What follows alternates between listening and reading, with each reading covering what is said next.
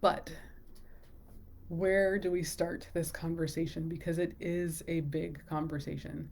Um, you could even split this into like food and have that be a single conversation, and then other products, and that would be a completely separate conversation.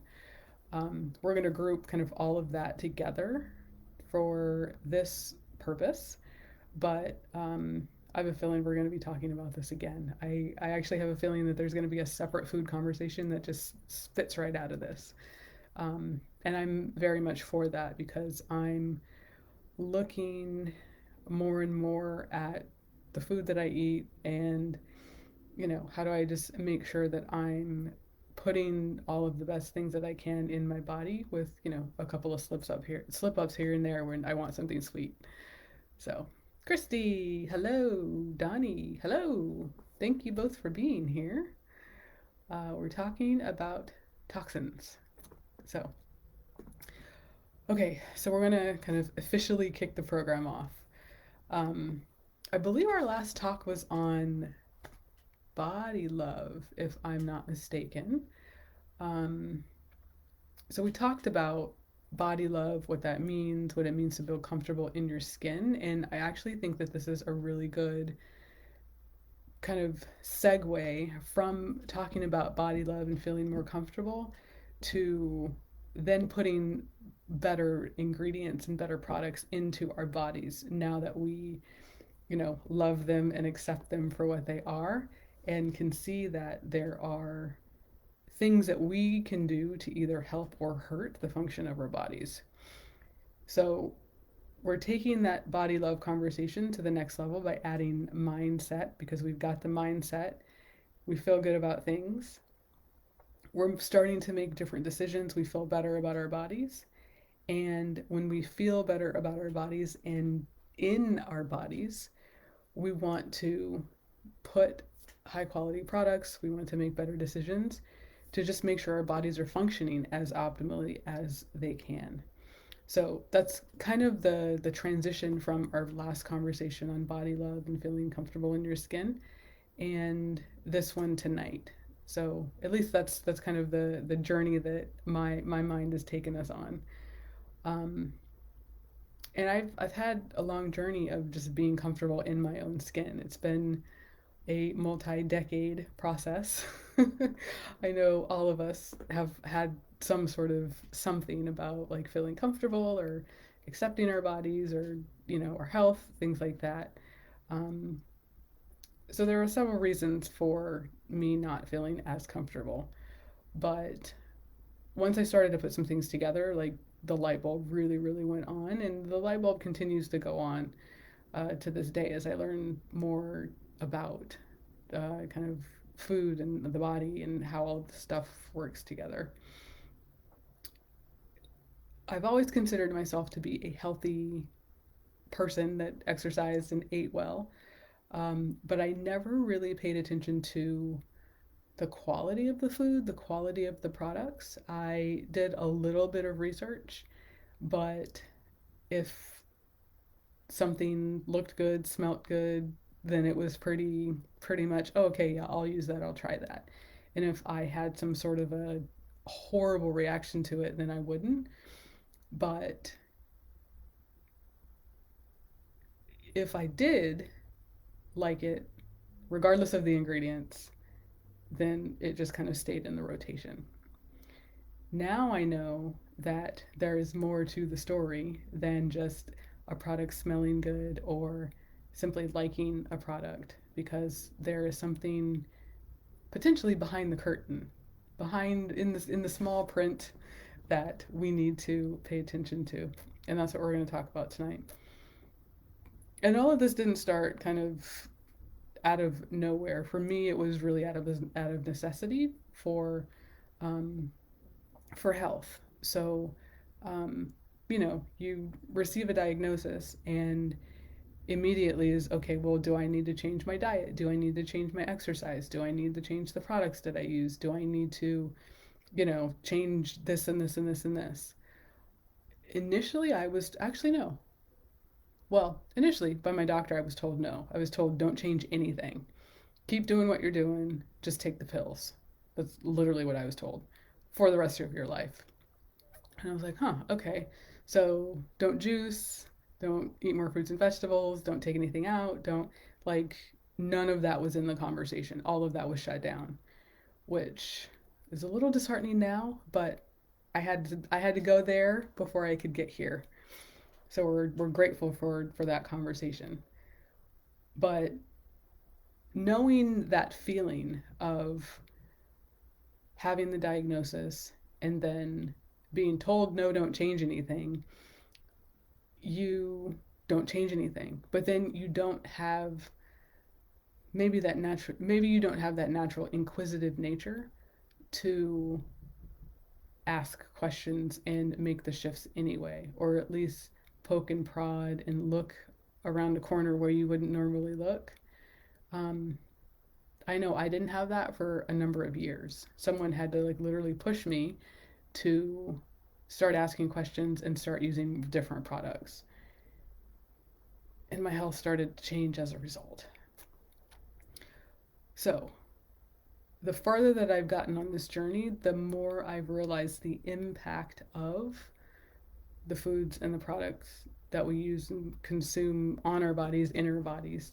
The things that we put in matter in how the body functions, how happy or sad the body is, the level of energy, the quality of sleep, like all of these things matter.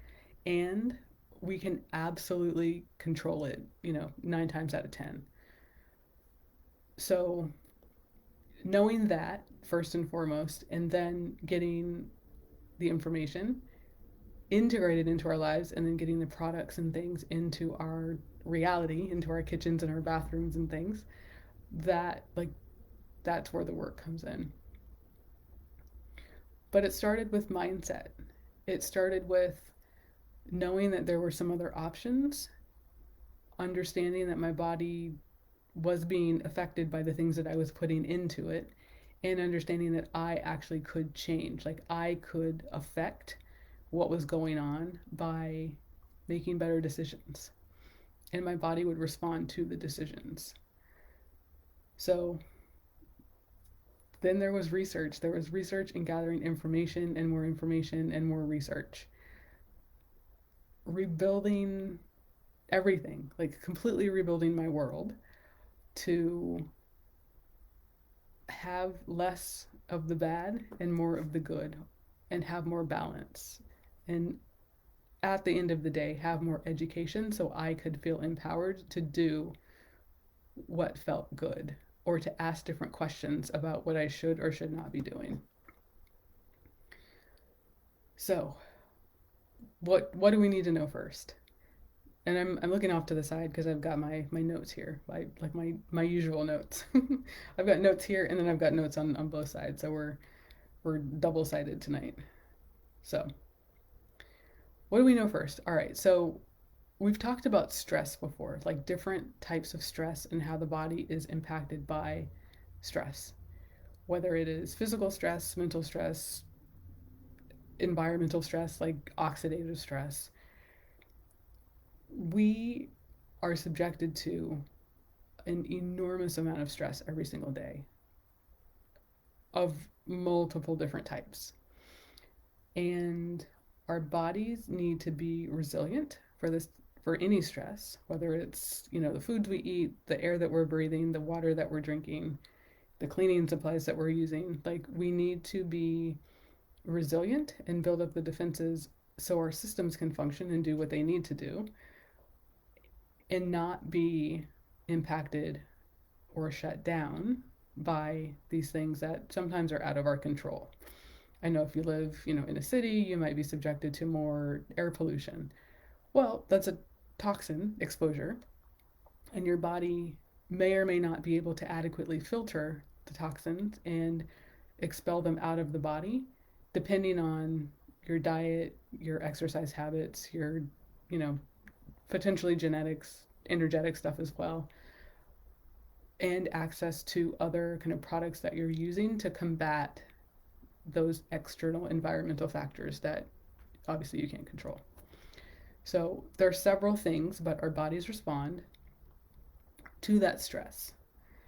And when the body encounters these toxins, it immediately goes into action. Like it wants to filter. It like the liver wants to go, the kidneys want to go, the red blood cells want to filter. Like everything wants to like get going. It wants to get out, get out, get out.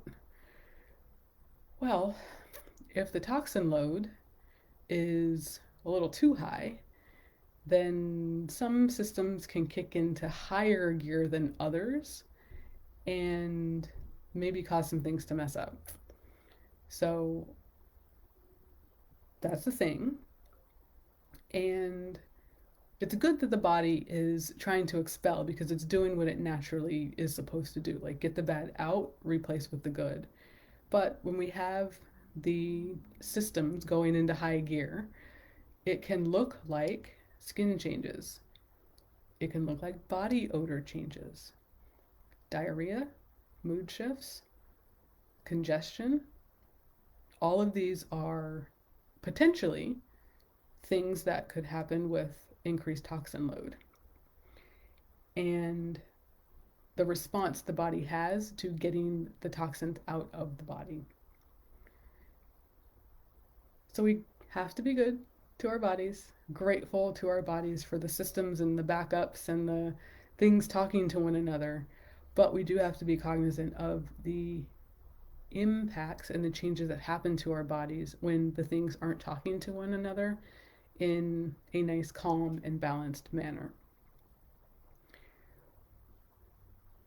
One of the things that has really been eye opening for me, and this is in the last, I'd say, year or two, is really looking at the the products that we use on a day-to-day basis. This is, you know, face soap, bath soap, cleaners, candles, toothpaste, mouthwash, lotion, like all these things. Like these are the things we use every day.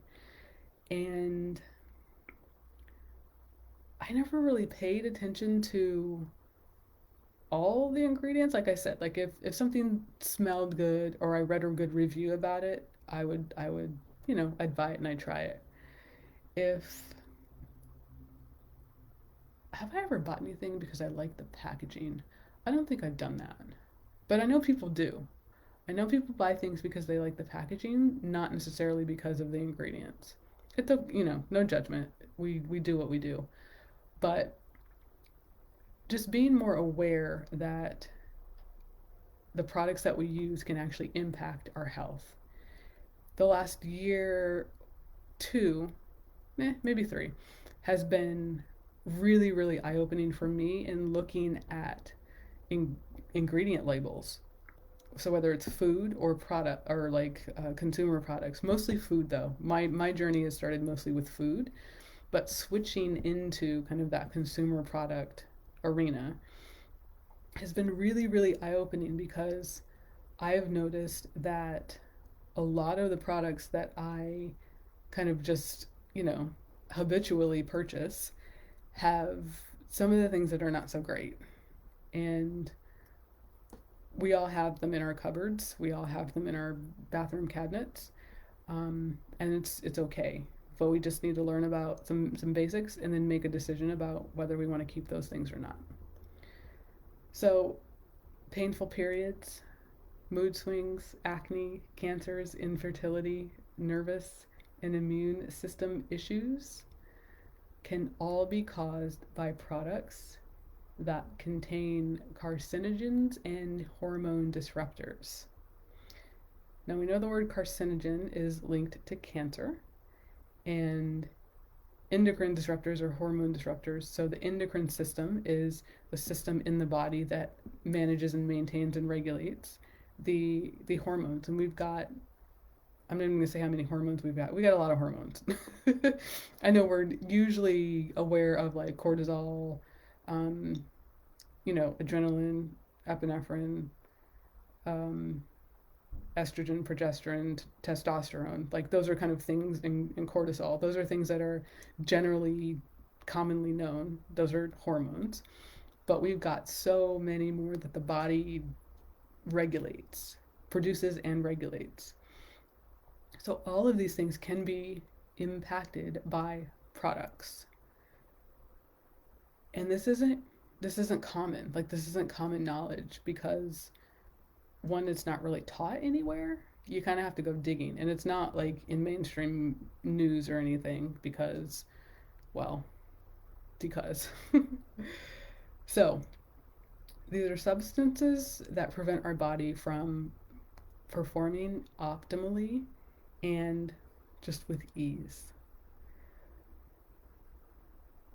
And I've experienced some of these things that I've listed: the mood swings, the painful periods, check and check.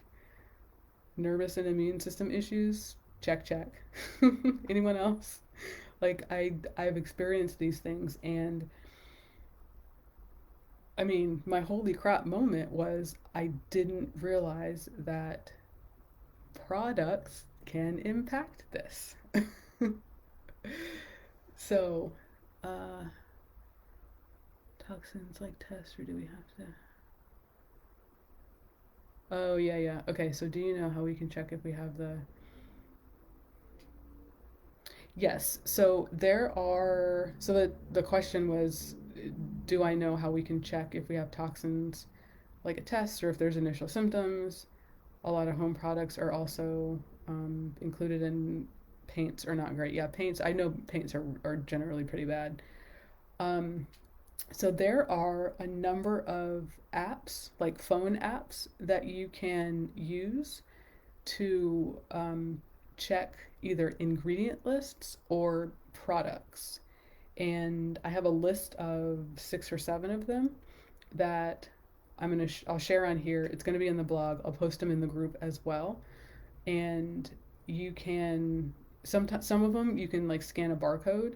Some of them you can search by brand. You can search by ingredient, and you can search to see which products in a certain category are more or less safe, so to speak.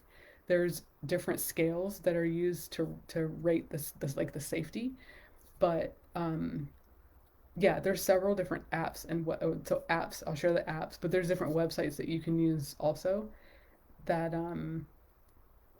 that are really really helpful when you're trying to evaluate, the products that you're using and also the potential um, that you could like some of the, if you're dealing with any body issues, maybe potentially linking some of that the to any ingredients in the products. Not to say that absolutely anything is tied, but just saying like if you're doing some research, there is a way that you can start to do the digging pretty easily.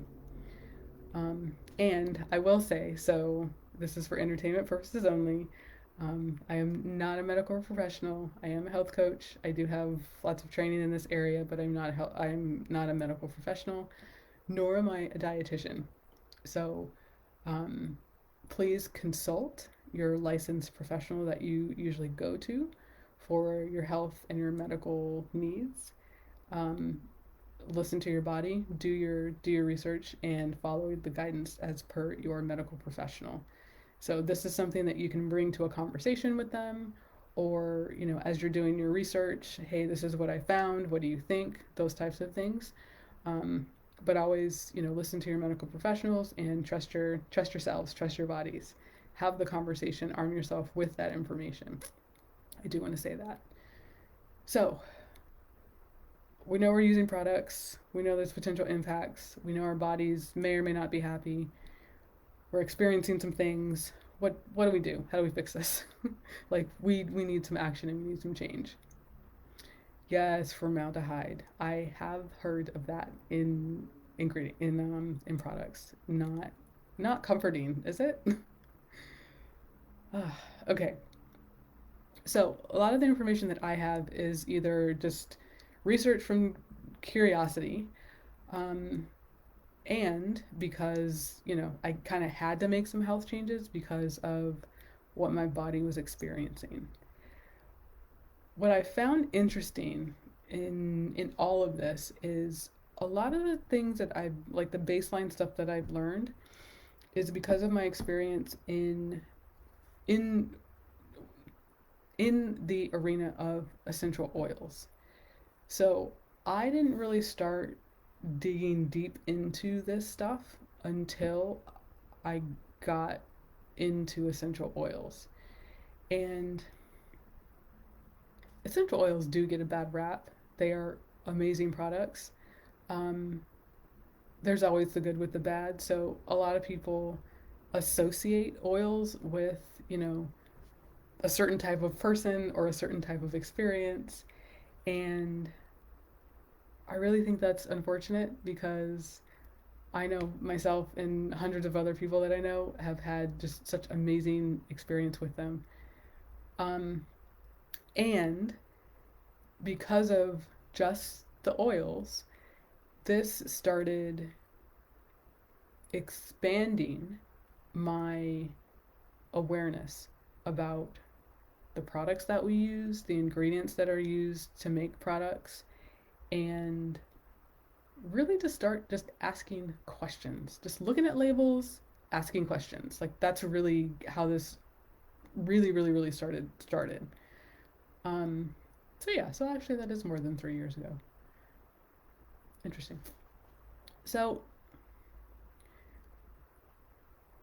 when we're in the oil world, there are lots of products. You have your, you know, your oils. You've got um, products that are infused with oils. But most of the time, when you're just thinking oils, you're thinking about where things are sourced from. Where is my lavender coming from? Where is my frankincense coming from? Where is my lemon coming from? Is it coming from a respectable, reliable, third party tested source where if I ingest it, nothing's going to happen? So, for that reason, well, I don't say nothing's going to happen, nothing bad is going to happen, just the good.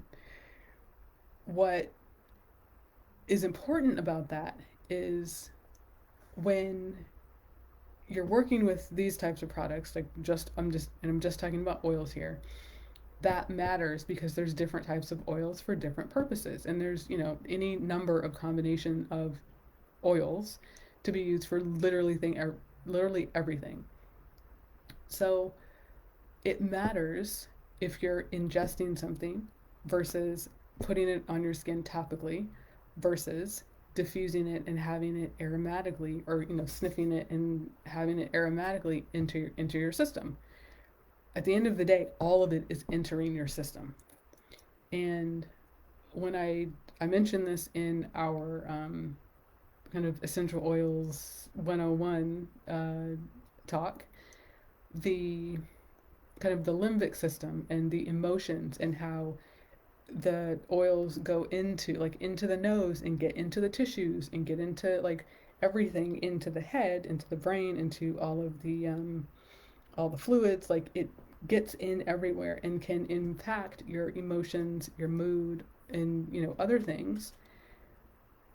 If you don't have a good quality product and you're diffusing, what could happen? Like think about that. So this is why in the oil world people are kind of crazy about where's this oil coming from? What's the source? Where's the farm? Is this legitimate? Like that's why that matters.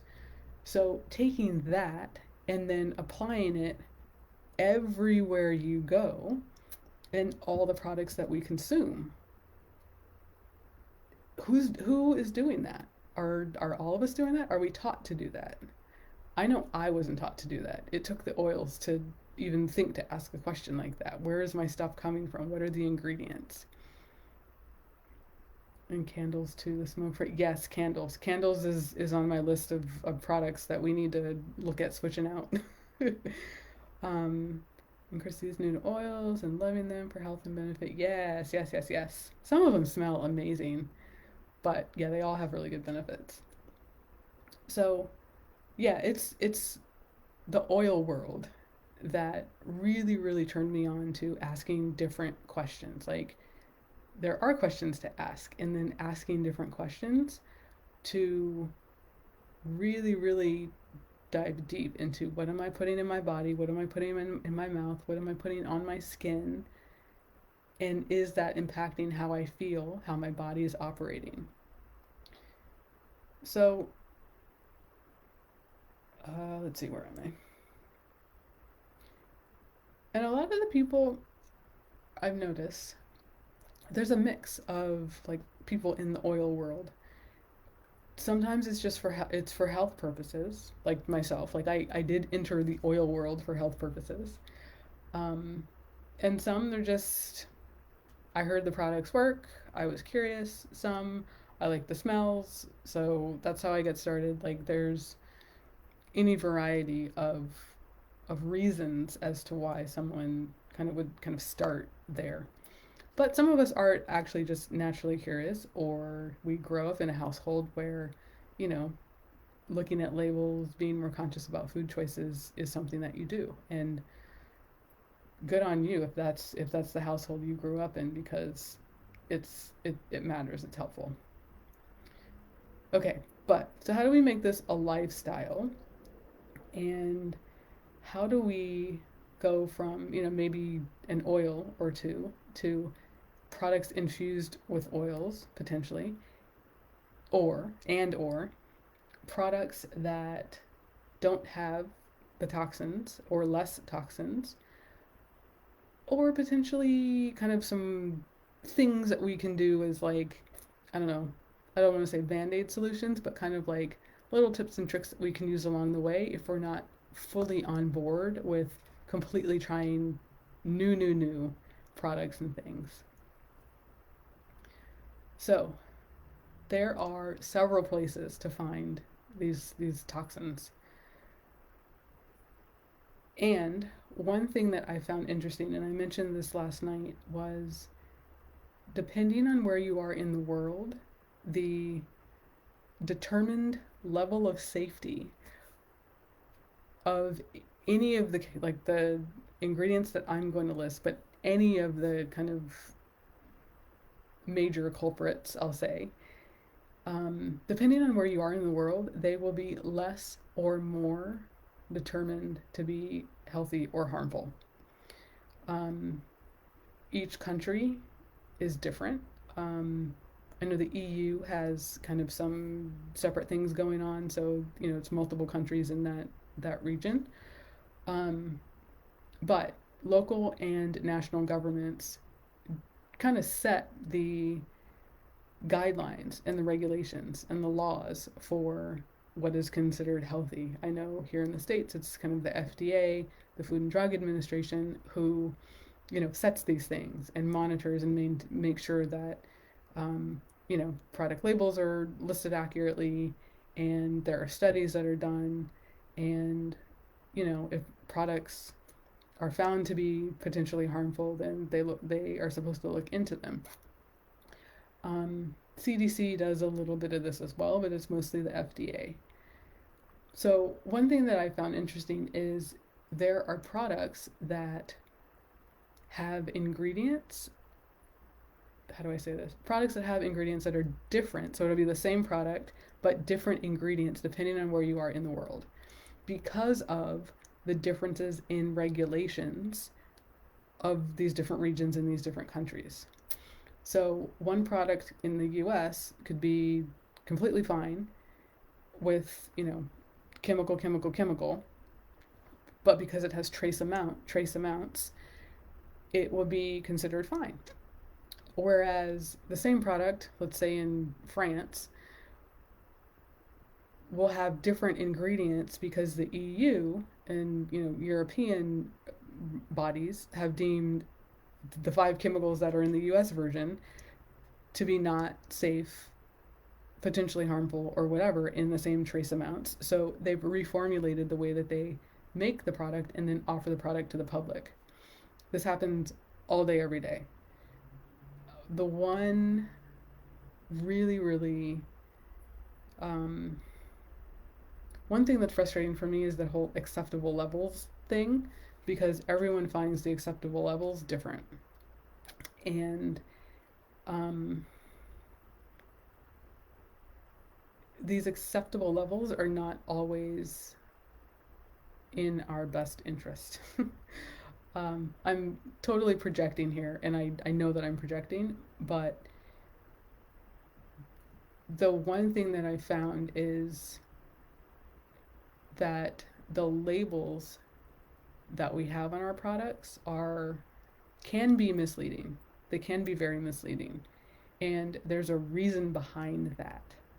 So that's why it's important for us to arm ourselves with as much information as possible to make these decisions instead of just going through the motions or doing things by habit or doing things because we don't think that other options are available. Yeah, yep. Christy used to live in a border city and used to buy certain things in the US for that. Yep, not anymore. Uh huh. Yep.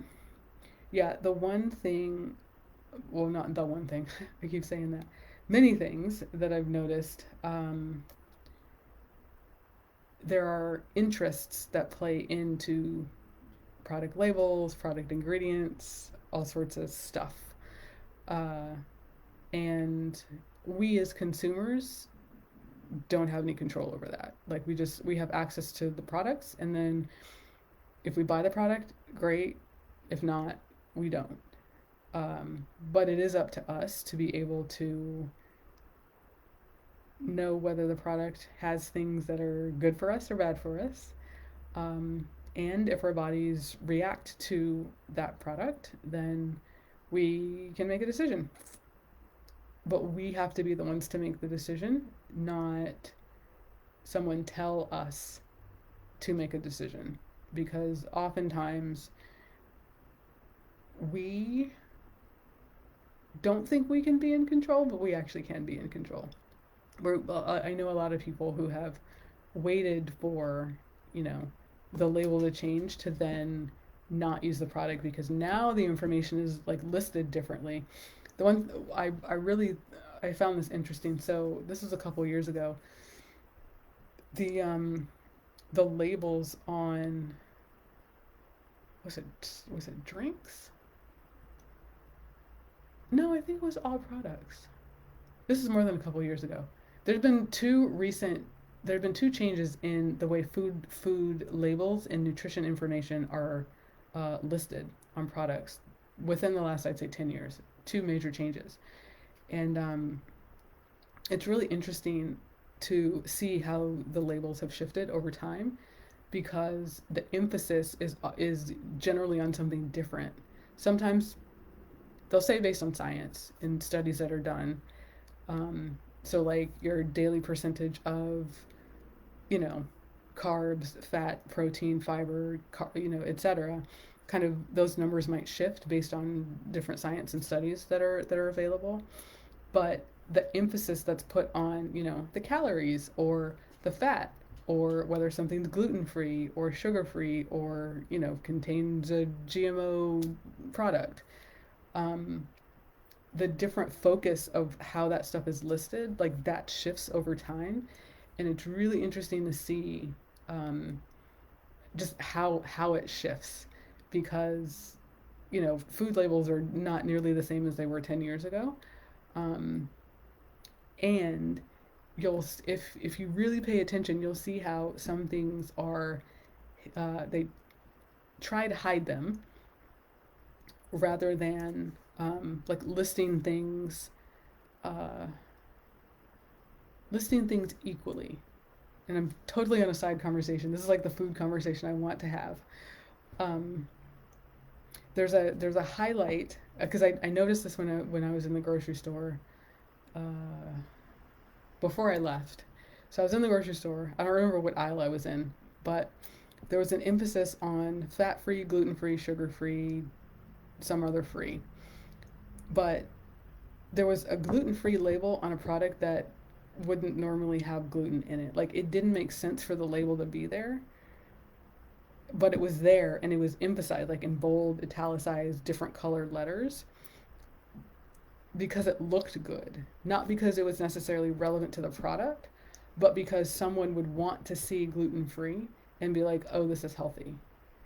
Or increased fiber or what have you, sugar free. So there's little tricks and things that are done to our products to, I'll say, keep us on our toes. Keep us on our toes because if we think something looks healthy, we're going to say we're going to be healthy and consume that product. But when you flip over the container or the package or the box or whatever and actually look at the label and the ingredients, you might find yourself surprised. So I'm going to get off my soapbox because I will literally go on for the rest of the night. But I started that to say traveling. So here in the US, we've got certain laws and regulations. Traveling to Europe, traveling to Africa, everyone has different laws and regulations. The ingredients in the products, like I just said, are different because of the regulations and perceived levels of safety or harm. And I know soft drinks are a really good example of this because in the US, like a can of soda is, I think, 12 ounces. I don't even know. I haven't had a soda in forever. I think it's 12 ounces. And like Coca Cola and Pepsi are sweeter here in the US. They also have a different ingredient makeup as well. I know in the past when I've had like a Coca Cola or a Pepsi in another country, it tasted different because they don't use the same ingredients. Um, I think it's the difference between pure cane sugar and high fructose corn syrup, and then another type of sugar as well. Completely tastes different. Like it's the same can, it's the same, and the sizes of the cans are different. So another thing that has been interesting to see is the availability of the sizes of drinks around the world. So again, 12 ounce bottle or 12 ounce can of soda was the standard, and then in the US you could go up from that. So like 12 ounces and then 16 and then a 2 liter. Whereas in other places you were able to buy, I think it's is it 8 ounce? It's either 8 ounces or 10 ounces. That was the standard. I know in Africa, 8 ounces was the standard. In Europe, I think at one time it was as well. But the starting point for like the soft drinks and the sugary juices and things was bigger here in the US than it was in other places. And the ingredient makeup was also different. So I thought that was interesting to kind of look at because there's so many things we hear about the standard American diet where there's bigger, there's more ingredients, like things last longer. There's a reason for that. Even the chocolate tastes different. Even the eggs taste different. I was so surprised eating hard boiled eggs when I was in Zimbabwe and they were sweet. Like they tasted sweet. They didn't taste like they had anything in them, like literally just an egg. No hormones, no chemicals, no pesticides, no additives, like just an egg from a chicken. That did not receive any extra treatment. Like it was amazing to eat something fresh that actually tasted fresh. And to have a Kit Kat that tasted different too. It didn't taste as sweet. They gave Kit Kats on one of the airlines that I rode on. But yeah, everything tastes different, and my hypothesis is because of the things that are added. So what do we do about that? Well, how do we find these things, and what do we do about this? Allison, I'm still alive. I'm here. How are you doing? I hope you're good. I hope you're good. I'm on my soapbox here. I'm trying to get off, but I keep stepping back up. We're gonna do a separate food thing because I didn't realize I was gonna drone on about this. Okay, common places to find these toxins, and then the ingredients that we need to look for. That's what's coming. So food, obviously. I'm going on about food. Food is like numero uno here. Yeah, it's good to see you too. I'm glad you're good. I'm glad you're well. um, okay, food. We gotta look at this. Fresh produce and our fresh vegetables, and then the water that we're drinking and what we're storing our food in. Storing and or like warming up or defrosting our food in. Cleaning products. So this is household cleaners, laundry detergents, soap. Yes. Yes, yes, yes. Beauty and personal care. So soaps, deodorants, lotions, toothpaste, mouthwash, hair products. All of these things, they have things lurking. And then it was mentioned earlier, candles, air fresheners, things that we think are smelling good. They might smell good, but they might also have some other things that are not so helpful. So, what do we look out for? And actually no, I'll say this in another part. So knowing where to look for the products is only half the battle. We have to like actually know some of the families of these ingredients to arm ourselves with information and then to feel confident with looking at the labels to see if things are actually good or as good as we think they are or as bad as we think they are. And always consistently doing research with reputable and verified resources. That's also helpful as well. So, some of these things, these are the most common, but they are not by any means an exhaustive list. So there are lots and lots and lots. Like formaldehyde was not on the list that I had, but that was mentioned earlier. It's absolutely something that I've seen in products and I've heard not so great things about. Okay, parabens. I think we've heard you'd see like a beauty product commercial, no parabens, no phthalates, no additives, no this, no that. That's a word we need to watch out for. So, synthetic preservative used in makeup, hair products, lotion, shaving cream, toothpaste, suntan products, lubricant, and some deodorants. Not regulated by the FDA, but used as a preservative to prevent spoilage in products. So it's used for microbial properties, so to prevent spoilage. And there have been studies of the use of parabens, and trace amounts have been found to be okay for human consumption in individual products. So if an individual product has a trace amount of a paraben, it is considered to be safe as long as the product is used according to instructions. One thing that I've been doing research and I've got links and everything, so I'll share all of this with you. One thing that I found interesting was in 1984, the Cosmetic Industry Review initially found that parabens were safe for human consumption. And then in 2006, there was also another review of parabens and products that have parabens and whether it was okay to use these things. I haven't seen anything, and I'm going to continue doing some digging, that is more recent than 2006.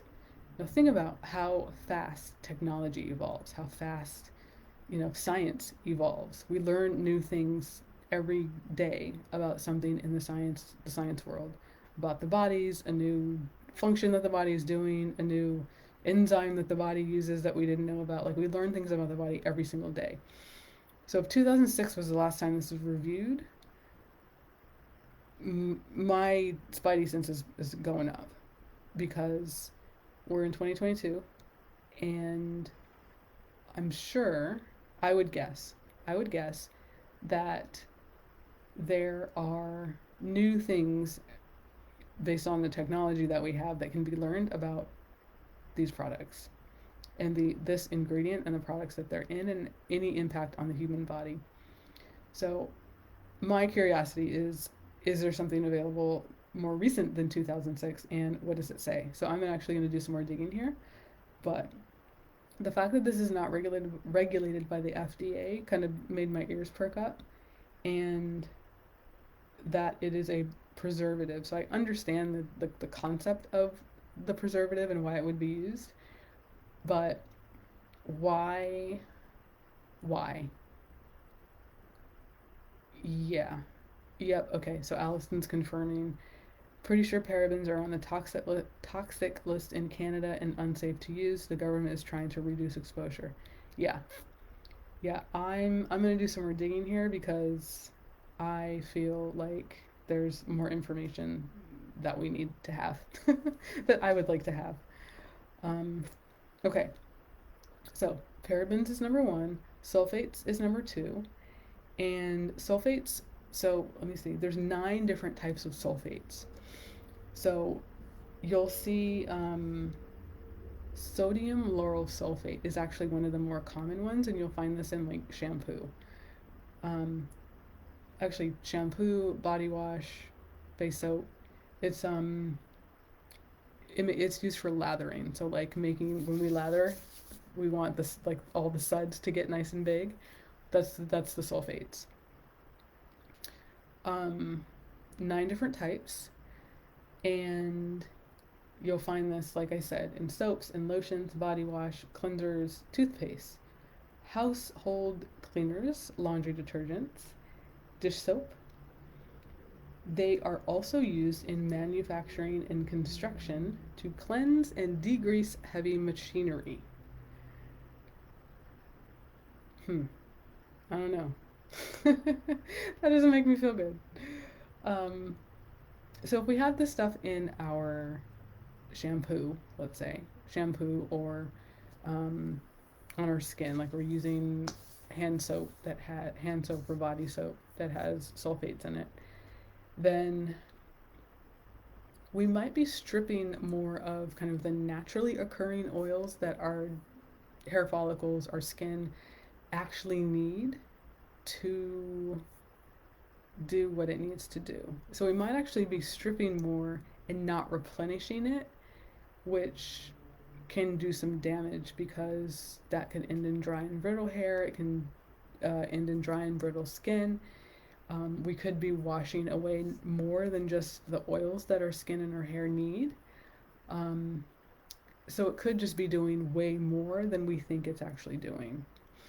And we don't always know if that's the case. Now, granted, if you're having dry and brittle hair, maybe try and shift your shampoo that doesn't have a sulfate. Um, yes, the pH of your skin.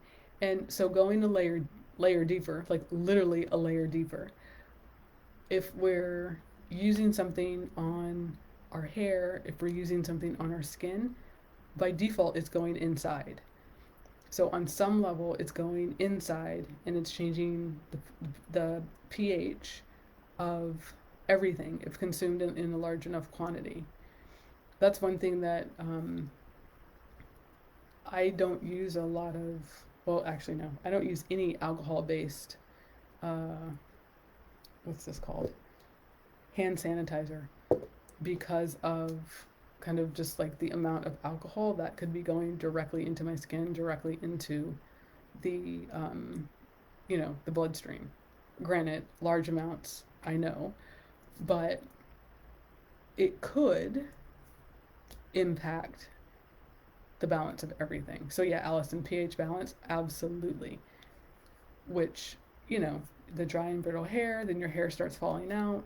You're affecting all of the natural oils, potentially affecting the ability for the hair follicles, everything to recover, grow the hair, absorb nutrients like it's supposed to. The skin, obviously, as well. You can get the dry and brittle skin impacting the elasticity, the nutrient uptake in the skin, of the skin, and then going actually inside the body, um, impacting what's going into the bloodstream and potentially the body's ability to filter out and expel these things. So, I mean, it sounds drastic. It does sound really drastic, but in doing some of this reading, what in trace amounts, that phrase is what um, really kind of just continues to ping at me. So if every single product that we use has trace amounts of something, but it all has that something in it, are we actually consuming trace amounts? That's my question. Um, and what is the impact on the body? That's really where my head started going, because like some of it, I do still have some products that I have not either given away or thrown out, but I don't use anymore. And looking at, you know, the trace amount of the lotion, the trace amount of the soap, the trace amount of the deodorant, the trace amount, like it adds up, right? Bioaccumulation. Bingo. Yep. Yep. So, what do we do? What do we do? All right. Fragrance. I don't have a whole bunch of specific on fragrance, but when you see fragrance, you need to raise your eyebrows. This is like, it's a catch all. Um, there's all sorts of stuff that could be lurking in fragrance. It could be to smell good, it could be to hide a preservative. There is nothing preventing anything good or bad being mixed together in the fragrance category. So, thank you, Christine. Oh my god, that's awesome. Trace amounts of cocaine. It still contains the cocaine. It absolutely would. Oh goodness. Okay, triclosan. This is number, I think, four. Number four. Germ killer found in antibacterial soaps. It's in the United States. It is included in toothpaste, hand sanitizer, mouthwash, and actually has been banned in several products. But it's like you pick or choose which products you're actually able to use. It is listed as a chemical, like a chemical pesticide, and still used in products. It was listed as a chemical pesticide um, around 1970, and it has been found in studies to interfere with the body's thyroid hormone metabolism and be potentially an endocrine disruptor. So, you know how earlier I said the endocrine system manages all the hormones and makes sure the body regulates and things like that?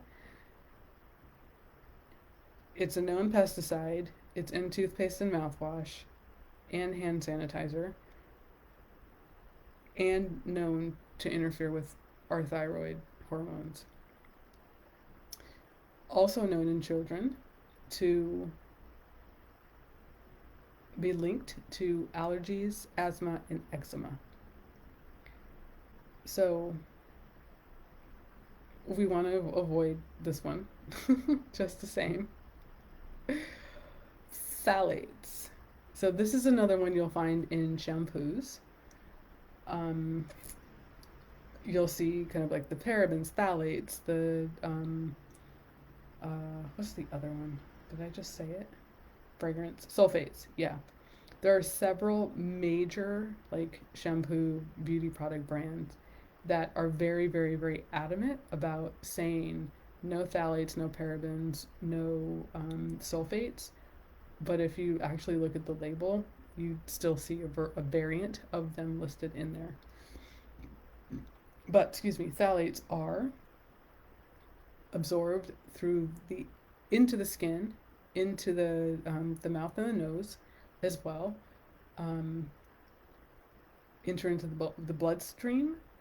They can be linked to allergy or asthma symptoms. and they can also disrupt hormone levels. They make plastics more durable. So they can help dissolve plastics as well. They are used in products such as vinyl flooring, lubricating oils, and, like I said, the shampoos, the soaps, and even hairspray. There's been some research that has found phthalates to have an effect on the reproductive system of animals. However, low exposure to phthalates in humans is not clear. So there's a kind of fessing up here that there is a need for more research on the impact of phthalates on human bodies.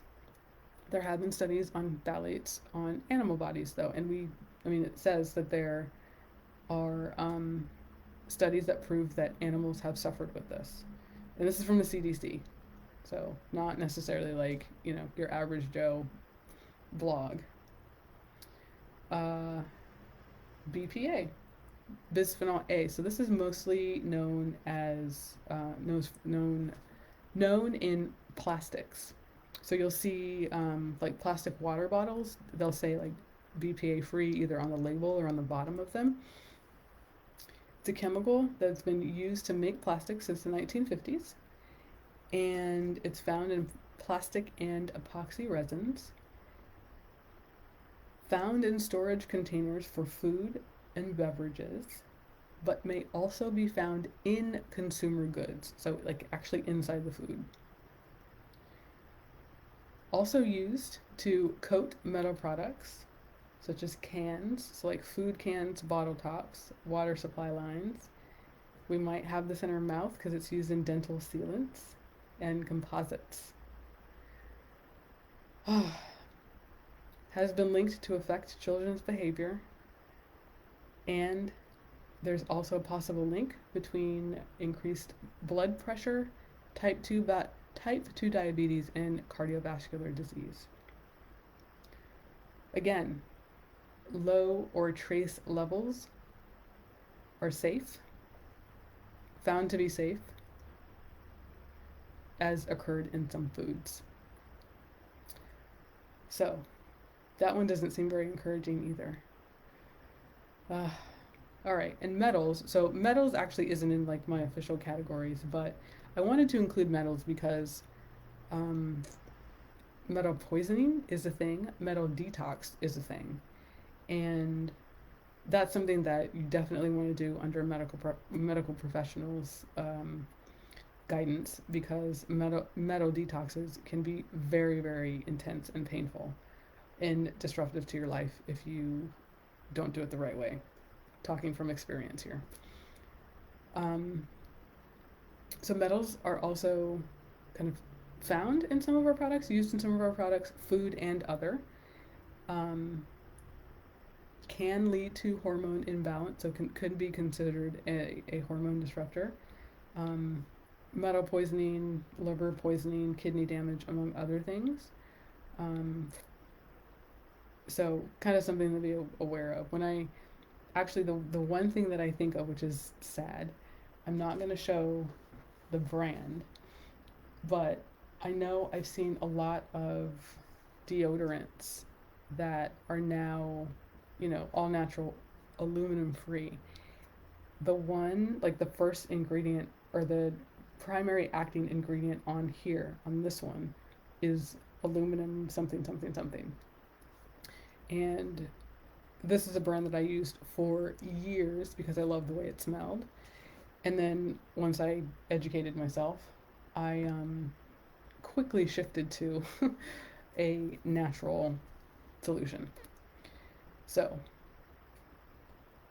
how do we get to the natural solutions? How do we switch this up? How do we get these toxins out or lessened in our lives?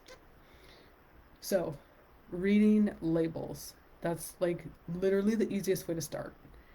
We can start with the 6 or 7, the parabens, the phthalates, the sulfates, the fragrant. Like we can see where those things are. I don't know if this is common knowledge or what, but When a ingredient is listed at the top of the ingredients list, that means generally it means there's more of that in the product. And then the lower you get on, like further down you get on the ingredients list, there's less of the last ingredient than there is the first ingredient. So if you've got, what's a good example here? I can't think of a good example. I've got all these products and I can't think of them. Food products are actually better, and I don't have any food up here. So I'll have to, when we do our food talk, we'll talk about that. But yeah, they're listed in descending order, which is, it's good to know when you're looking at food labels. But so now that you have some keywords, you can look for these keywords in your ingredients list on your products. Be mindful. So those sulfates, remember there's 9 different sulfates. So looking at the different types of sulfates and then seeing which ones are in your products. Now, I am not saying, oh my God, there's a sulfate, I have to throw every product out that has a sulfate. I'm not saying that. What I'm saying is arm yourself with information to then evaluate whether you want to switch something out, whether it makes sense to try a new product and maybe go back to your original product. This is all about information and awareness. So I'm not saying throw anything out if you already have things. I'm just saying now you might be able to make a more informed choice about what you're using. That's what this is about. So reading the labels, seeing what's there, and really just doing the research as to the ingredients that are being used. There is, she focuses on food though. I'll have to find if there's someone else that does other products. The apps that I'm going to recommend are really good for going through the ingredients list. If you don't want to do all the research, there's a lot of people who've already done it. So looking at your products in one of these apps is really, really good because they've done the research for you, and you can kind of just scroll through the app to see, whether it's rated high, medium, or low in a certain like healthy or not healthy category. Okay. Find and replace. So the first one, read the labels, that's obvious. You've got some keywords, now you can do some research looking at labels. Second, you can find and replace these products. So find what is not working and replace it with something that is a better alternative. I've done a lot of find and replace. From deodorant, so where'd my deodorant go? So I showed you I didn't show the brand, but I showed you the primary ingredient was aluminum. I use a doTERRA deodorant. I use their balanced deodorant. I absolutely love this, and no metals, no chemicals, no all good stuff. Young Living also has a really good one. Lumi is a new-ish brand that is all natural, and you can use it as deodorant, or you can actually use it anywhere on your body. I haven't tried it yet. I actually want to get some to try just to see how it is. But Lumi is supposed to be a really good brand of deodorant. Schmidt's, and then one that I saw online was Kopari, Kopari. So these are different deodorants that you can kind of find and potentially replace yours with if it has metals in it. We don't want the metals to again, metals can get into our skin, can impact everything. We want to minimize the metals. So finding and replacing things like deodorant, finding and replacing things like toothpaste. So I've done this. I have both toothpaste from doTERRA and Young Living. I actually really like both of them. And these are natural. infused with essential oils. And I also have, there's one, nope, that's not, like the mouthwash, the mouth rinse from both as well. And I love, love, love both of them. Um, Natural, they taste great.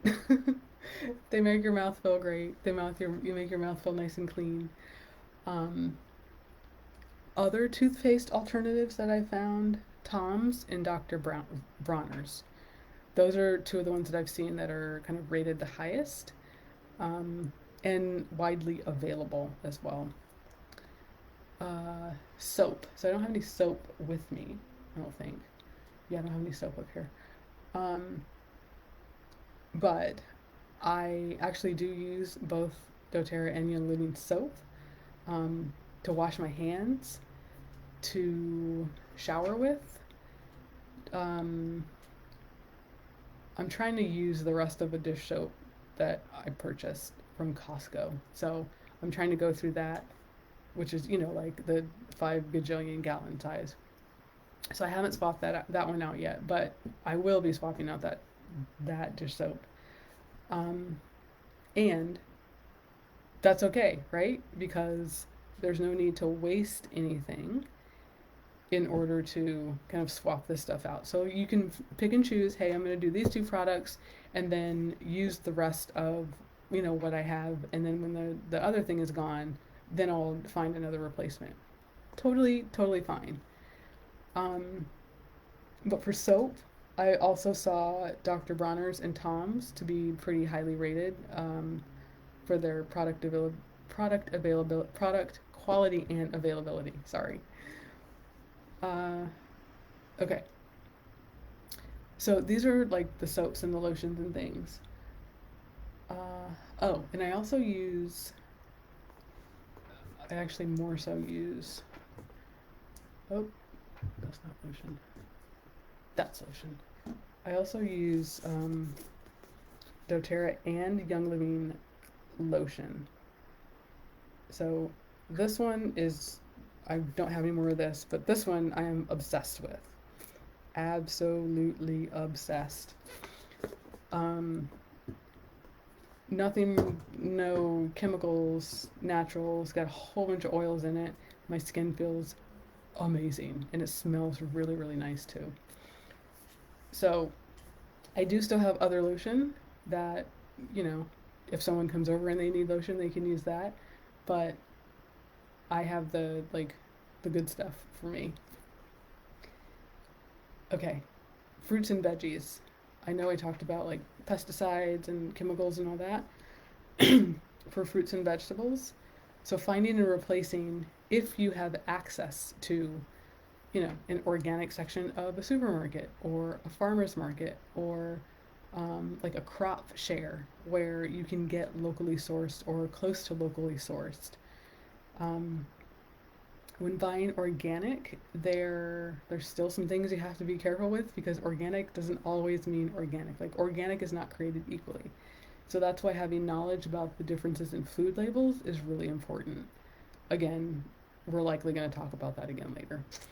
But one thing that you can do, so there's all sorts of stuff that gets on our fruits, our vegetables, like any of our fresh produce. And I actually started noticing an increase in, um, some of the cucumbers that I was buying. It felt like they had a film on them. My grapes, I am obsessed with grapes. I have them almost every day. Um, those felt like they had something on them, and then there was something else I purchased. Maybe it was peaches. This was a while ago though, when peaches were in season. They just felt like they had something extra there. So one thing that you can do is, if you're not able to buy kind of the locally organic, all that great stuff, um, is clean your fruits and vegetables. So there's also a list called the Dirty Dozen and Clean Dozen. There's fruits and vegetables that are, um, most commonly used with pesticides. And then there's also foods or like produce that's commonly less has less pesticides in, less pesticide treatment. Um, they say rinse everything, obviously, but one thing you can do with your produce, instead of just rinsing with water, is you can soak and then kind of scrub your um, fruits and veggies in baking soda. So letting it soak in baking soda and then scrubbing with like a little brush to get, you know, the little buggies, the little pesticides, like all that stuff out. That's like a really easy way if you don't want to go crazy buying products that you don't know if you're going to like. Another thing that I've started doing is I actually purchased this from doTERRA. So it's a fruit and veggie, um, it's like a soak. So it's the same concept as the baking soda, but it's liquid. And you pour a little bit, you add a whole bunch of water, and then you soak your fruits and vegetables in it. And I see a big difference. I see a big difference, and I taste a difference in whether it feels like something is still there on on my fruit and veggies. So not necessarily finding and replacing, but kind of getting things in your arsenal or your toolkit that are able to kind of help you out if you can't make like full scale changes. Stuff like, just the baking soda or like a scrub, those are things that can be super, super effective to eliminate your body's exposure to some of this stuff. Oh my god, yeah. She said the water of the strawberries is horrid. Yeah, I noticed. Yeah, I was shocked. Let me just say I was shocked when I saw the water after soaking and kind of rinsing off my grapes. I was shocked. So I could imagine the strawberries. I don't eat strawberries, but I could imagine. Um okay, be flexible. So flexibility and the willingness for trial and error, that's key here. So sometimes you might need to go to a different store because their organic actually is organic, or maybe you don't go to the store, you go to a farmer's market, and maybe it's one more stop when you're doing your weekly grocery shopping. Maybe it's trying out different stores because either the inventory is different or the cost is more effective at one store versus another to buy organic or not. Also, having food delivered. Maybe you can do a crop share where they deliver food to you, or you go to a farm and you pick out your fruits and veggies, at that location. There's all sorts of different options, but you may have to get creative and definitely maybe step outside of your box to find the best options for you and your family. I know for me, I buy fruits and vegetables from one store. I buy, um, frozen goods and other things from usually a different store. I have different stores that I buy certain things at, and that's not for everyone. I don't mind because I usually go once every week or every 2 weeks, so it's okay. Like I know I have certain preferences, so I got to do what I got to do to meet those preferences. But you know that might not be for you. So just being willing to be flexible, to find the ingredients and do the trial and error that could be necessary when finding and swapping things. Another thing, so this was mentioned by someone yesterday, is when you're finding and replacing, if you have, older products or products that you're no longer going to use, find some place to donate them.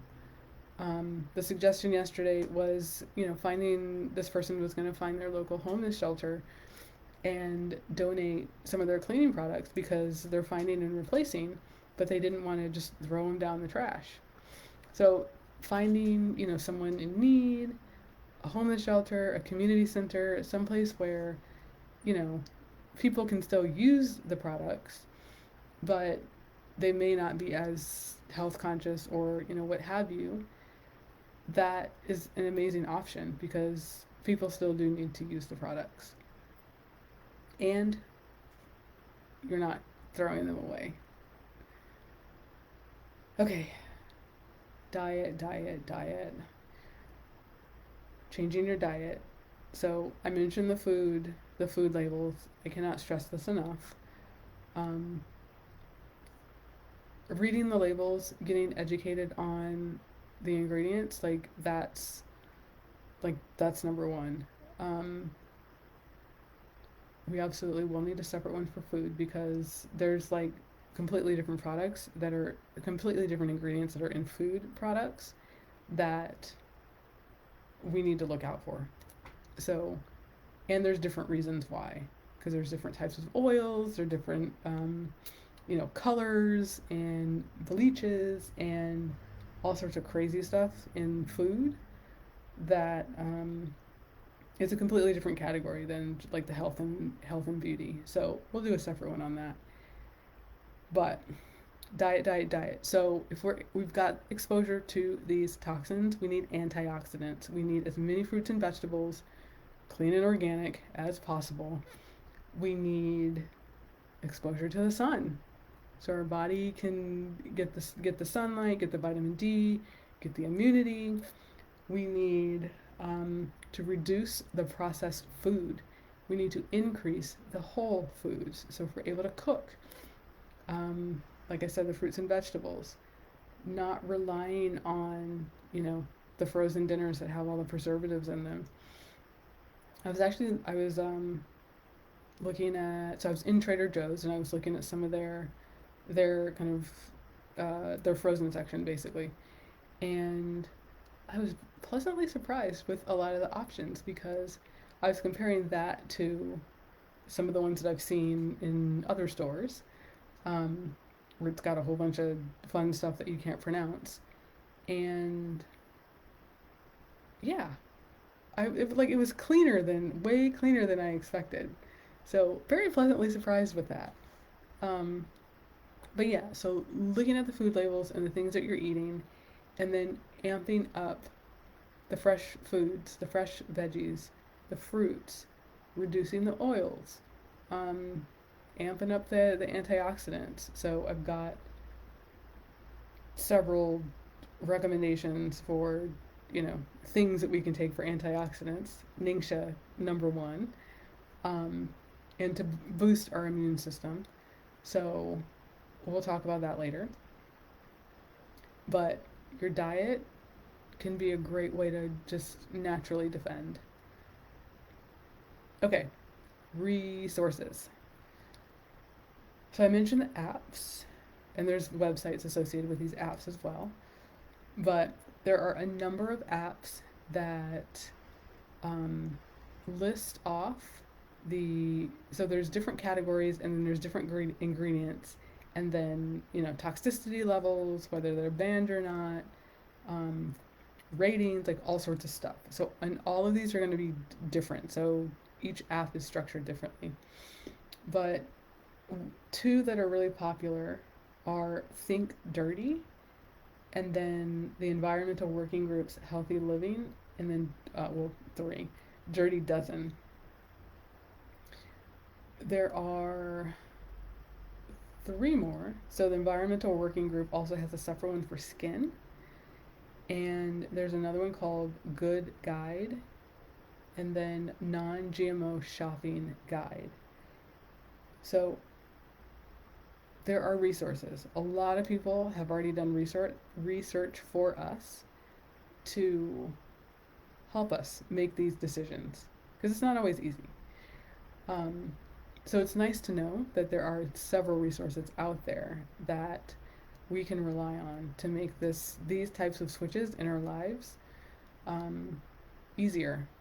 because we're busy, we have families, we have jobs, we have kids, we have hobbies, we need self-care. Like, it can be a lot and it can be overwhelming, but it is possible, it can be done. So that was a lot, and that, like, literally just scratched the surface. There's so much to know and do and be aware of in this world, but arming ourselves with as much information as possible, even if it's just the basics and just making small changes with, a few different ingredients and being mindful of where those are kind of hiding in our products. It's priceless. It's priceless because this stuff can affect our health. It can affect the way our bodies function. It can affect the way we look, the way we feel, what's possible, how we dream. Like, all of it can be interconnected. So arming us with as much information as possible is really what I see as the most important. And then we powerfully choose one way or the other. So I hope this was helpful. I hope this was helpful. I know I got on the soapbox. I apologize for that. But some of this stuff just really just makes me scratch my head. Some of this stuff really makes me scratch my head.